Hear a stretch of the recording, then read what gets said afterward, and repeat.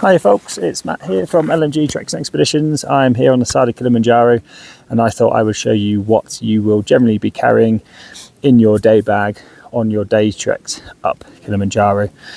Everything else that you don't have here is carried from camp to camp for you. First off, rucksack size, 24 litres for this one. You don't really want to go much smaller than that because by the time you've got all this stuff in, it's going to be pretty tightly packed. This rucksack does have a rain cover built in.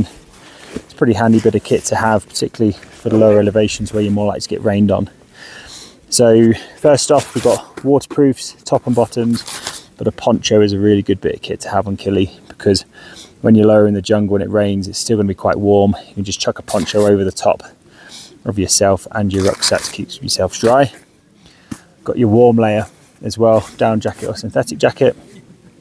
And then we have your hats, gloves, buff, thin gloves, thick gloves.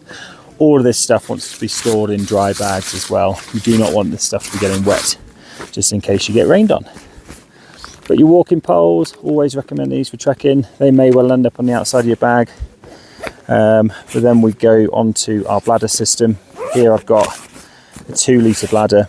Really is the best way to stay hydrated on any trek because it's a massive part of your acclimatization and it's the best way to sip away. But if you're going to buy one, do make sure you get one with a grunge guard on it because you don't want to be getting dirt and stuff on the end there. Personal first aid kit, blisters, paracetamol, stuff that you might need during the day. And then on top of that, you will have your sun cream, mid repellent for lower down, and also hand sanitizer. Final couple of bits, you may well have your head torch and some snacks to get you between breakfast, lunch and dinner. And that is that. So not too much kit.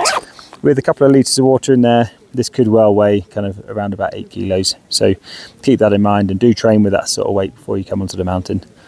Hope that helps.